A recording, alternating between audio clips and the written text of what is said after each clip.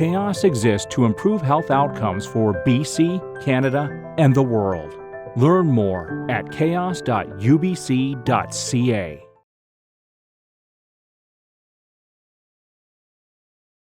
Good afternoon, everyone. It's lovely to see so many faces in the auditorium, and it's lovely to see the number of people online. We're really looking forward to the presentation today. Welcome to the CHÉOS Work in Progress series. I would first like to begin by acknowledging that the land that we gather on is the unceded territory of the Coast Salish, including the territories of the Musqueam, Squamish, and Tsleil-Waututh Nations. I'm Erin Sherbin, Chief Clinical Research Officer for CHÉOS, and I'm happy to be filling in today for Dr. Aslam Anis, who sends his sincere apologies, as he's not able to join us today, as unfortunately he was required to be in an interview panel at UBC. When this talk was scheduled, little did we know that it would be so timely, as our province announced the new payment model for family doctors this week. Today's presentation is by Dr. Rita McCracken, a second-generation Irish-Dutch settler, family doctor, and researcher living on the unceded territory of the Coast Salish people. She's an assistant professor in UBC's Department of Family Practice, where she is studying the family doctor shortage in Canada. Her PhD studies at UBC examine possible links between polypharmacy and overtreatment of chronic diseases and frail elderly. She chose medicine as a second career after 10 years working in human resources, finished med school at the University of Calgary in 2006, and did her family practice residency at St. Paul's Hospital from 2006 to 2008, and completed her PhD in 2018. She has a full-service family practice in East Vancouver, and her current research focus is on better understanding the family doctor shortage with local and national collaborations. Thank you, Dr. McCracken. Thank you very much. Welcome everybody who's here, and thank you very much to Betty Calum and Karen Palmer for having your cameras on so I can see your lovely faces. So happy to have you here virtually supporting me. So without further ado, I'm going to go ahead and get started. True confessions, I have reworked this presentation in its entirety 5 times since Thursday because a lot has happened. And so I'm trying out a new way of talking about this topic with you folks as the guinea pigs. And I really welcome specific feedback about what works and what doesn't work. So I have no conflicts of interest to declare. Gratefully, I have received research funding from various parties, including CIHR, the St. Paul's Foundation, as well as other local funders. And I get paid as an assistant professor via the Department of Family Practice on the grant tenure track. And I'm a full service family doctor, and I get paid via a group contract, which is not fee for service. And maybe I'll say something about that. I don't know. So a few other of the people that I'm lucky enough to work with are presented here on this screen. Locally, the Therapeutics Initiative at UBC and the Innovation Support Unit. And I'm sure you'll recognize many of the other logos here as well. So the objectives of today's talk are to explain why just graduating or hiring more family doctors will not necessarily increase access to primary care, sadly, and explain why paying family doctors more will not necessarily help get more people access to primary care. And the work in progress element of this is to share my vision for my future program of research. I'm a family doctor, as I mentioned. I've worked in multiple different places. I've been providing longitudinal, community-based primary care to the same panel of patients since 2013. Right now, I work in a large urban clinic that's owned and operated by a midwife / saint, Lee Saxell. If anybody knows her, she really is an amazing human being. And I like working there, but the work is really hard. And it's getting harder, and it's hard to imagine how to keep doing that work. I'm also an assistant professor which I've mentioned, and I'll be talking about that for the rest of the afternoon. I'm a mom, wife, a sister, and a daughter. I have aging parents and an 11-year-old who is demonstrating why puberty is such a challenging time, as well as the aging parents. So I'm really living that sandwich generation. And I gotta say, the pandemic put a bit of a damper on my professional life. And so I'm not sure if anybody else has really had that experience. I know there's some great research being done about that, but holy smokes, what a wild 3 years this has been. I also tweet. And I'm not sure if I'm going to keep tweeting, you know, with all the new stuff happening. I don't know, but I do tweet right now. And I tweet about this stuff all the time. So if you ever go to Twitter and you're interested in my threads, honestly, I find writing a Twitter thread the easiest writing that I do. And so that's what I do the most of. And just to be super clear, I am not taking new patients. Please don't send me an email. It honestly, and don't ask any other family doctor if they're taking new patients right now. Instead, say thank you for the work that you're doing and ask if you can do anything to help them. That's my advice to you. And if you don't have a family doctor, I have a great thread on Twitter about some things you can be doing about it. The most specific action is to write a letter to your member of provincial parliament and your member of federal parliament.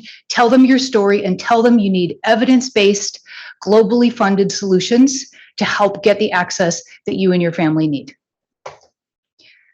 All right, so I have done some other really important work that I'm not going to be talking about today, and I welcome a few of my team members who've come here today who are doing this work with me. I've been exploring primary care opioid prescribing practices for people who have previously not been prescribed opioids, or also known as opioid naive people, and also examining the unintended consequences of changes to opioid prescribing practice standards in British Columbia. And you could find out a little bit more of that on my website if you're interested. So shaving the yak, what the heck does that mean? I stumbled across this definition when I was doing my PhD, and I kept getting distracted from studying polypharmacy in frail elders by the fact that we have this family doctor shortage. And so essentially, yak shaving is doing Z to do Y, to do X, so you can do A. It's like the million little side projects that come up when you're trying to answer one question. And this person has an amazing website, and they produce one of these explanation little cartoon tutorials every week. I'd highly recommend it. Okay, so you may have heard, there's a family doctor shortage. All right, the media is all over it, all over it. There's so much, honestly, there's just so much. And I put this one up here to say that this is not new. So one day when I thought it would be fun, I went back through the Vancouver Sun and the province archives to find out when did we first start talking about the family doctor shortage. And around 2000 is when things started getting published. I see some nods in the crowd. People maybe have some memory of that. So this is not a new problem. And that's one of the aspects of why this idea of just paying family doctors more or graduating more family doctors is not going to fix the problem. Why primary care? This, I have an affiliation with CHÉOS here, and this is an acute care facility. The vast majority of research that's done here is done based not in general community based, but specialist care. Why should people who are not involved in primary care about primary care? And that's because it leads to better population health, reduced inequities, and lower health care costs overall.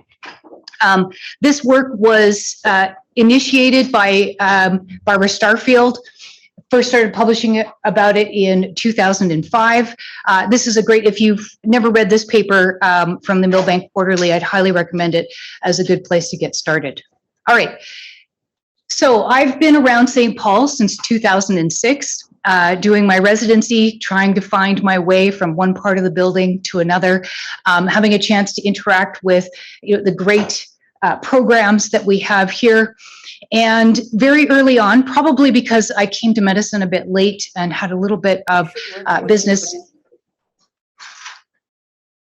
and leadership experience beforehand, I very quickly got involved in medical leadership and administration and was invited to meetings where I would very often hear things like, well, new grad doctors are lazy. Female doctors, which is my favorite way to refer to people who identify as women, female doctors don't work as much. We don't graduate enough doctors. Why aren't we graduating more doctors? There's not enough medical students interested in family medicine. Only family doctors, God forbid nurse practitioners or advanced practice nurses or other people can do primary care properly. The fee-for-service physician remuneration model is the only problem, and if we just fix that, we'll be golden. And that the classic family doctor as an entrepreneur model is well suited to modernity. So these are all things that I've heard that drove me while I was doing my PhD on polypharmacy to start some projects on the side of my desk, shaving the yak about the family doctor shortage, as it were. So my research question that is really flashing loudly in my head is, what policies, incentives, and structural investments are needed to increase patient access to community-based primary care to everyone who needs it, not just the people who can pay $3,500 a year to TELUS to have access to their beautiful clinics in North Van or downtown.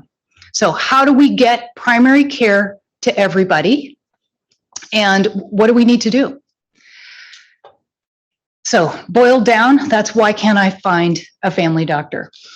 Just to give you some stats to make this situation even more puzzling and confirm that this problem is all across Canada. It's not just British Columbia. The percentage of Canadians with access to a regular source of primary care has been declining since 2005.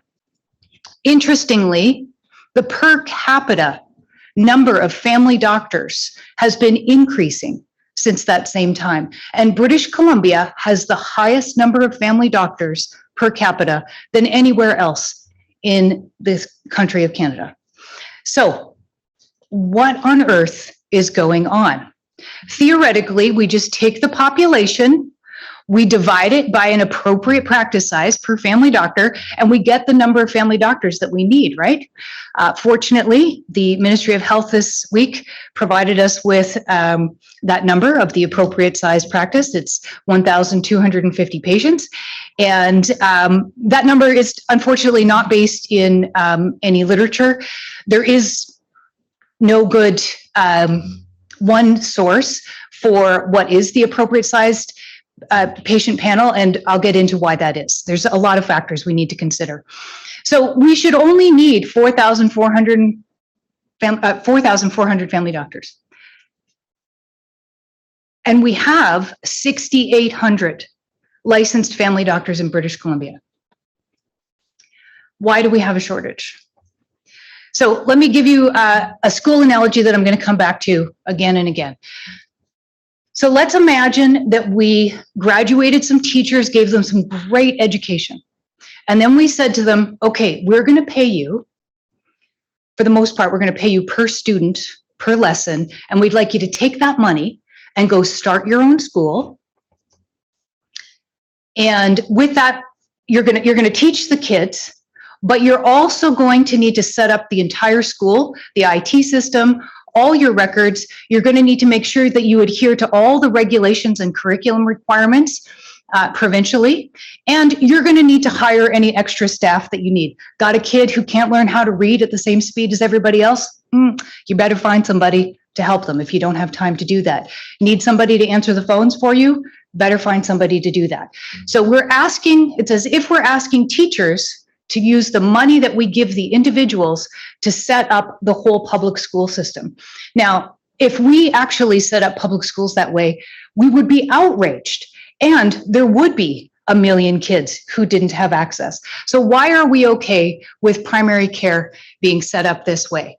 We're graduating the family doctors, giving them a good education, then we give them some money, and we say, please run your own practice, get your own medical records, meet all the medical legal requirements, hire your own staff, manage them during the pandemic, and also provide excellent, high-quality patient care. And if you could please be open after 5 p.m. and be on call 24/7, 365 days a year, and deal with every change that the health authority is putting at you about accessing any community-based resources. You can hear that I'm a little irritated. So, yak shaving project number 1. In 2015, I went to the North American Primary Care Research Group meeting. NAPCRG was my first big research meeting as a PhD student. It was in Cancun at an all-inclusive resort. It was a great idea. And my family and I had a lovely time there. But I also had a chance to meet an amazing woman named Emily Marshall, who did her PhD here and is now working at Dalhousie. And she had moved from BC to Nova Scotia and couldn't find a family doctor. And she was a primary care services researcher. And so she decided to do a project to figure out what is going on.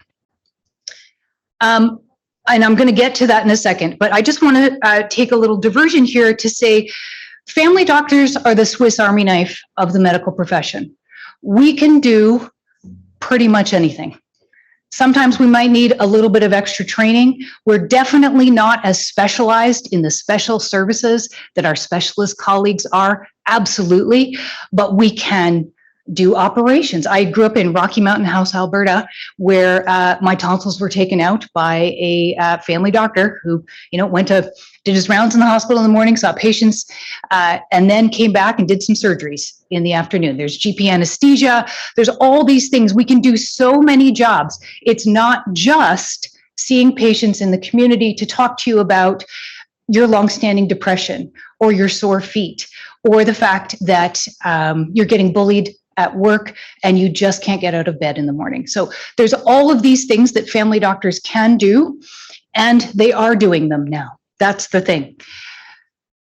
So we designed this project called MAP, M-A-A-P, and I'll show you some of the publications that we got out of that. This was done while I was more closely affiliated with Providence Health, done due to the collaboration and support from Dr. Nardia Stridham, the regional head of primary care at Providence Health and Vancouver Coastal Health.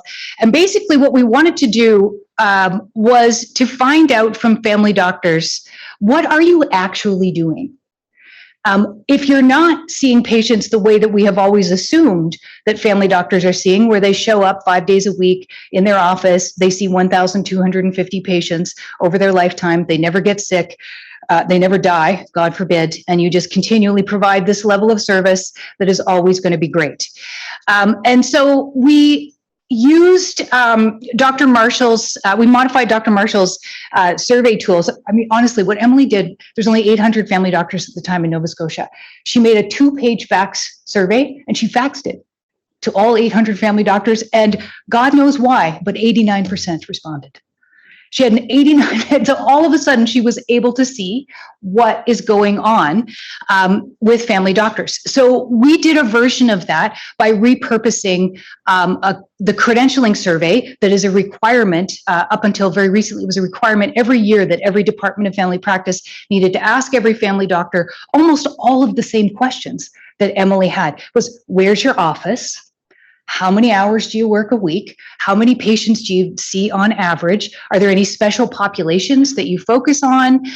Do you work in other locations? So it was just some really basic stuff, and nobody had access to that prior to that. So we did this project, and what we found was, no surprise to those of us who were involved in primary care administration, was that very few people were behaving correctly. So very few family doctors were acting in the way that we assumed that our health human resource projections were using. And so what we found was that there was only about 30% of the sample that were doing full-time community-based longitudinal care. And the rest were either doing it part-time or they weren't doing it at all. They were working in hospitals or facilities. They were just locums all the time. Thank goodness. If there's any of those people in here today, bless you. please don't change, because we need you. We need more of you so that those locums can come in and let the regular family doctors get a break. So we were able to quantify this in a new way that hadn't been able to be quantified before. Was the sample perfect? Absolutely not. Did it give us something that we didn't have before? Yes, it did. So it gave us some information. We published this information in Human Resources for Health, and we basically unmasked that, that head counts can mask the actual capacity. So if you think you have 5 family doctors, if you don't ask them what work are you actually doing, it could be that they're only doing the work of 1.5 family doctors. And we need to understand that. We need to understand, well, what would get them to do more work as a family doctor? And I'll get to that. That's another yak shaving project. And I just want to take a moment here to introduce one of my research teams. You'll see that I used a little pink thingy that said slide courtesy of Lindsay Hedden. And Lindsay, I'm not sure if you're on today, but Lindsay is the wind beneath my wings. Absolutely. She is my research colleague and a great friend. So somehow I convinced her around 2017 that she should work on this with us. And we got this great team together on an absolute shoestring budget. And with the guidance and leadership of Sedere Ben Husseini and Javed Ramanazi, who were both international medical graduates in the process of being able to retrain, both of whom are actually family practice residents right now, which is awesome. And then we also had some volunteers who helped us do this work, all of whom were healthcare professionals as well. So where do family doctors actually provide community-based longitudinal care? So one of the things that we found in this first iteration of MAP was you take the list of head count. So for example, for the downtown core of Vancouver in 2016, there were 414 family doctors listed as having their address of providing work here. 414 family doctors. That's amazing. There's only about 100,000 people who live downtown. We're golden, right? Well, the problem is that there were only 132 of those who were doing any community-based longitudinal primary care. And when you added up the amount of hours that they were doing that at, it was the equivalent of about 45 family doctors. So all of a sudden you've got, is it enough? I don't know. Probably not anymore, because we know that a number of those clinics have closed and those people have moved on. But we had to figure out, how do you find the people who are actually doing primary care? If you've got this massive list of 6,800 licensed family doctors, how do you figure out which ones are actually doing the primary care? So we shave another yak. All right, so we did the first version of this project. Sedere and her team, oh my gosh, I was like, well, let's try a couple of different methods and compare and see which one is the most specific and the most sensitive, and seemed like a great idea. And so I included Google, the Yellow Pages. It was 2016, it was a different time. We also used the College of Physicians and Surgeons listing, and then we also used a couple of local lists of family doctors. There was a few organizations that said, no, we know who's providing primary care, use our list. So we had a few partial lists as well. Anyway, long story short, they all sucked. And those guys did so much work to show us that it was really hard to know where the work is being done. And so, as another project from that, with my colleagues at the Innovation Support Unit at UBC, we developed an algorithm that we could apply to the College of Physicians and Surgeons list, which fortunately is updated continuously, actually, and any physician in British Columbia is allowed to request that once a year. And so what we did was we went from a list of 6,860 family doctors, and we were able to identify through using rather complex, but not really that complex. It was like if somebody in their address had the word family medicine clinic, that was 100% sensitive for them actually working in a family practice clinic. And so it was just some simple things like that that we were able to get the large bulk. And then there were a few other things, like if the word sex was in the title, or if the word vein or skin was in the title of their address. Those were not places providing primary care. So anyway, we were able to identify that there in the province of British Columbia, there were 1,239 clinics where there was at least 2 physicians working there providing some primary care.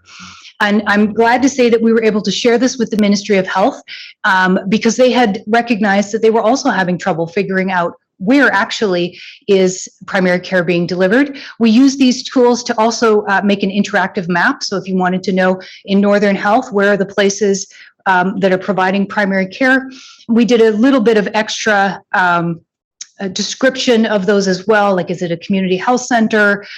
Is it just 2 doctors? And there was a few other things that we were able to add on to there. So that was another shaving the yak project. All right, so let's go back to the math. All right, so population, appropriate size practice, and now we know that we need to know the number of physicians who are doing community-based longitudinal primary care full-time, or be able to add up some part-time people to be one-time, right? Well, that's great, as long as those people never get sick, never take a vacation, never die. And they're able to work at exactly the same pace continually forever. So obviously problematic. Additionally problematic is that primary care is a lot more complicated than it was in 1982. I chose 1982. It was a great year for me. But it was also the year when Medicare was relatively uniformly adopted across Canada. In 1962 was when the whole show got started with Tommy Douglas. And Tommy Douglas at that time had actually said, you know what, let's set up primary care like the public school system. But the doctors said no. And the doctors actually went on strike. And so said, we want to continue being paid and we want to be paid fee for service. And then in 1982, everybody's like, well, it's kind of working. So let's just keep doing it. And we basically solidified a system that had been fought for in 1962, in 1982, that we have been carrying with us ever since. What's made primary care more complicated? People aren't really that different, are they? Well, maybe kind of. People live longer. We have many, many, many, many more treatments. We have so many preventions, screening, guidelines, chronic disease management. In 1982, Pap tests did exist, but not really any other screening tests. So there wasn't really too much else in the way of screening. Probably a lot of screaming. You would show up, you know, my baby is screaming all night. How do I make it stop? There was acute problems that would need to be solved. And then we also have the internet. So I have a lot of patients who, they come with a lot of questions, which I actually think is great. I personally don't find that that's a problem for my practice, but we find people being able to almost fragment their own care by looking for solutions other than with their own primary care provider. And that makes things more complicated. And changing patient expectations as well, which again, I don't think is necessarily wrong. Is it reasonable that we have a medical system that is rooted in 2022 versus 1982? Yes, I think so. And so I don't think that patient expectations are really the problem, nor am I suggesting that we should stop screening or adhering to guidelines. Some of my colleagues in the US have done some really interesting work around this that show quantitatively how the burden of work for primary care has changed. So this is a group out of Johns Hopkins. Johns Hopkins really likes primary care and has funded a lot of research there. So basically what this team added up was if you take all the preventions that you're supposed to do for a typical panel that a typical primary care provider has, nurse practitioner or family doctor, it would take them 26.7 hours a day, working 52 weeks a year, which I think we can see is not very reasonable. And if they work in a team, That's better, but it's still 14.1 hours per day. And so we've got some really interesting elements happening here. And what we've seen in British Columbia is that we've been trying to fix this family doctor shortage since around 2003 by fiddling with the fee-for-service system. And what we have seen as we have been looking at the administrative data, which is imperfect, but it is a data set that we have, is that we have seen that even full-time family doctors are seeing fewer patients, they're having fewer visits, and they're having fewer people attached to them. We, at the same time, have introduced many bonus fee codes, and so they've been able to make the same amount of money or more money by seeing fewer patients. And that's probably because, not because they're lazy and greedy, it's probably because the work is much harder and they have to do all that infrastructure stuff in addition to providing primary care. But these are unanswered questions in the literature. Why is this actually happening? All right. And this is a publication that is it's going to come out this week or next week with a group that I'm doing some work with, led by Ruth Laverne and David Rudoler. Ruth's at Dalhousie and David is at the Ontario Technical University. So changes over time in patient visits and continuity of care among graduating cohorts of family physicians in 4 Canadian provinces. This tested the theory, is it the new grad's fault?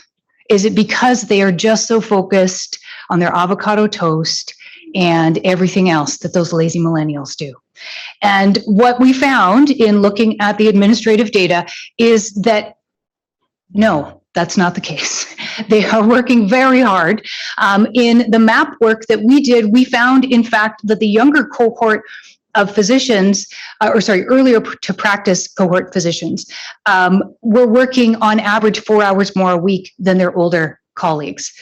And so I'll encourage you to keep your eyes open for this paper when it comes out.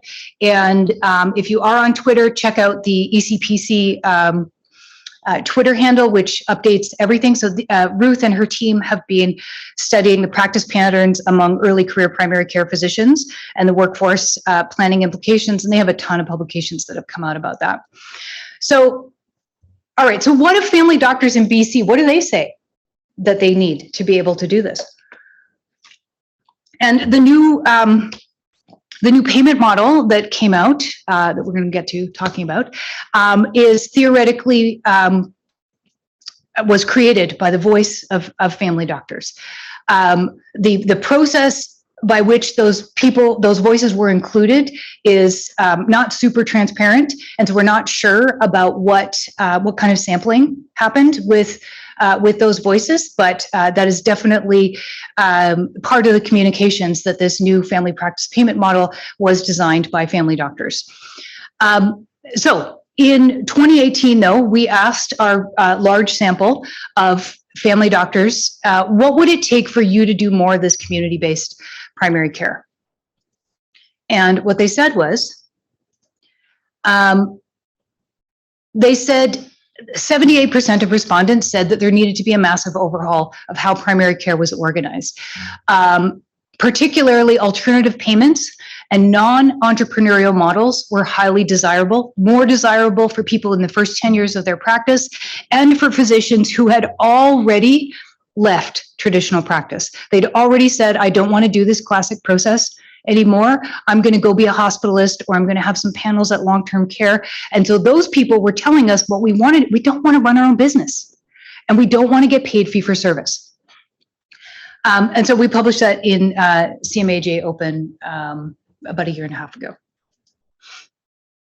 Team-based care is emerging as the new gold standard. So I've made some glib reference a couple of times to the problem of assuming that a family doctor never gets sick, never goes on vacation, God forbid has a baby or expands their family in some way. So a team can really help with that. If you've got a bunch of colleagues who could help cover for you, if you've got a system where there are locums built in, where there is an opportunity to take a day if you wake up with a terrible sore throat and a positive COVID test. we saw some really great behavior change happening in the first year and a half of the pandemic. I'm not so sure that that behavior has sustained itself because how can we? Everybody is so tired. There's no one there to take over. Okay, here's another version of my math. So if we take the population of BC and if we start thinking about the population not as one person equals one person equals one person, but we start thinking about the different needs of the people. So for example, a 24-year-old man is a lot of family doctors' favorite patient because they never come. They might come because their mother forces them to, or their girlfriend's like, you're going to get STI testing, but that's about it. All right, they don't need the same kind of support as a 91-year-old woman living on her own needs. And we need to be able to pull the population apart and say that these people are going to have different needs within primary care. And indeed, in British Columbia, we actually have a couple of mechanisms that are used for planning of service delivery that do that break people into different groups. There is no clear agreement about how that's done. I chose 5 groups here that really resonate for me and that have some standing in the literature: people with chronic disease, well adults, babies and kids, people near the end of their lives, and people who have just had too much extra stuff that they have had to deal with that complicates their health. We know in Canada that 50% of health outcomes are tied to social determinants of health. That's your personal wealth, that's your access to housing security, food security, and if you don't have those things, your experience of health and your health outcomes are worse, no matter what. And so that group of people needs some special attention. So imagine we could take that population and attach them to a clinic that had all the services that they need. We right-sized it and we made sure that the clinic had enough capacity and access at the community level.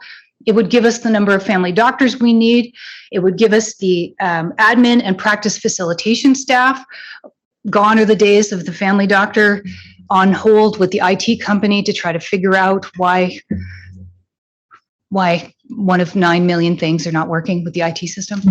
And we've also got the colleagues that we need in that clinic: nurse practitioners, RNs, midwives, pharmacists, counselors, social workers, PT, OT, many other important people, and that we have the right community partners and clinic leaders and owners providing the structure so that the physicians and the other care team members can focus on the patient outcomes. So this is a nice dream. This is a nice idea. My colleagues at the Innovation Support Unit are moving this concept further. We've developed an app where you can design a team and then it'll tell you how many patients you can look after. It's all completely theoretical, and there's a few components of it that are really, we're able to base on actual research, and others where we've just kind of had to have either a head scratcher or a Delphi process of, what do you think? What if we did this? This is a really interesting tool. We just recently applied for some CIHR funding under the leadership of Dr. Morgan Price, where we would be able to more accurately estimate what could a clinic do, a high-functioning clinic, what could it do? Again, another key piece of us being able to address access. So we end up with the final version of the math that I'm going to present today. And I want to say that we need to break the population down even further. We need to have the patients that are already attached as one population, and then the people who are not attached as another population.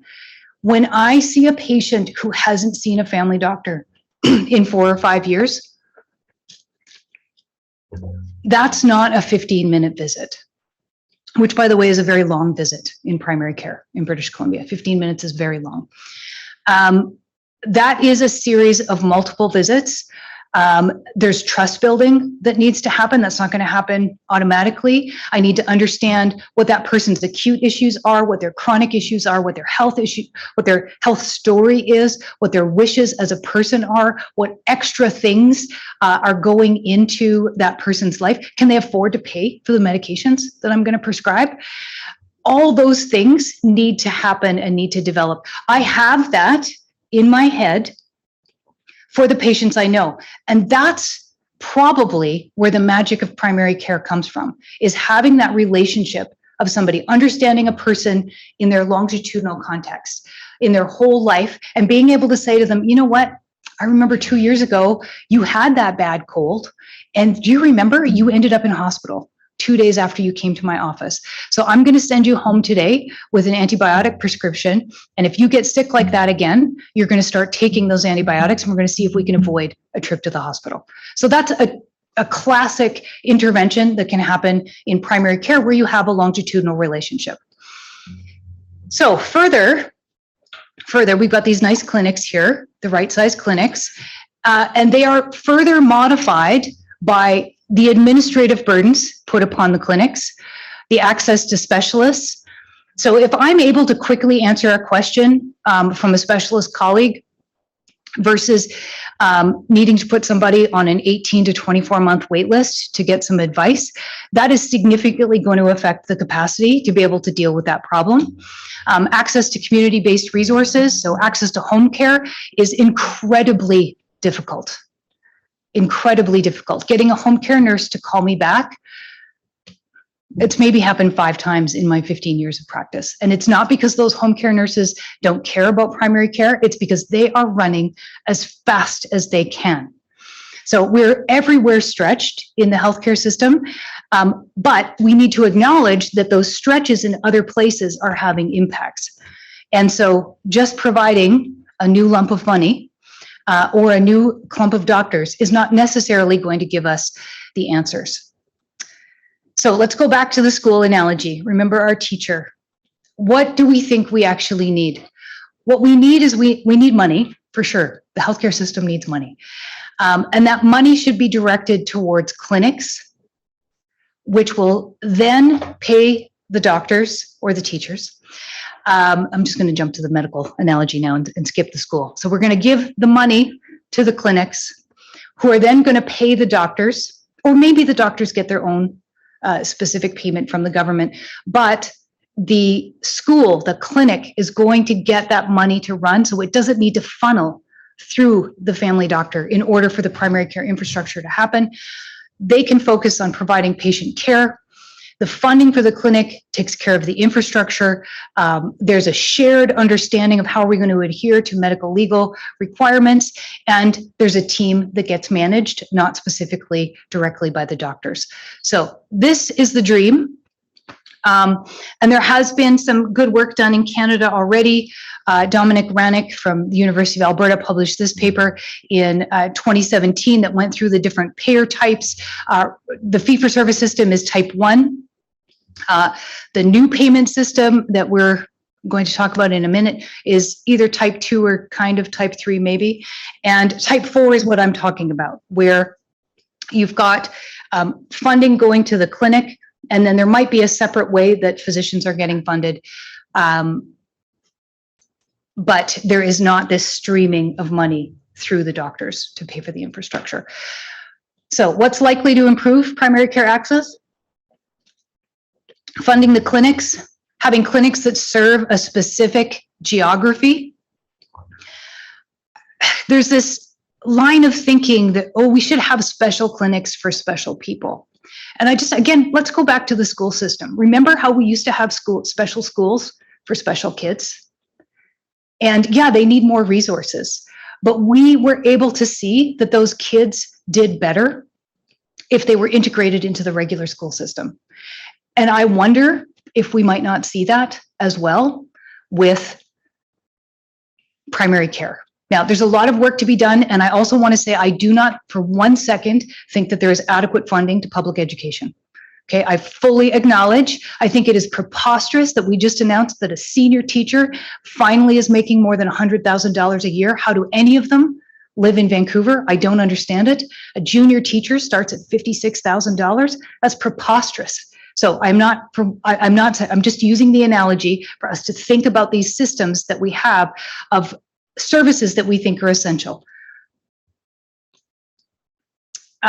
So my work right now is still largely focused on prescribing practices, but my brain and my heart is dedicated to this family doctor shortage. And so I applied last year for a Michael Smith Career Award through the Health Professional Investigator, and it's my hope that I'll get that funding and that I will be able to transfer, because the shaving of the yak off the side of my desk, in addition to all my other responsibilities, is unsustainable. Unfortunately, we don't have a lot of people in British Columbia. Actually, we don't have a lot of people in Canada doing primary care services work. There's a very small group of us. We're all very nice. We all like each other a lot, and we'd love to meet you if you were interested in doing that work. But we, if this is a problem, and I think by the tremendous response that we have seen to this announcement about the new payment model, I think there's a lot of people really interested in this. And wouldn't it be great if we actually had evidence to be able to inform solutions and measure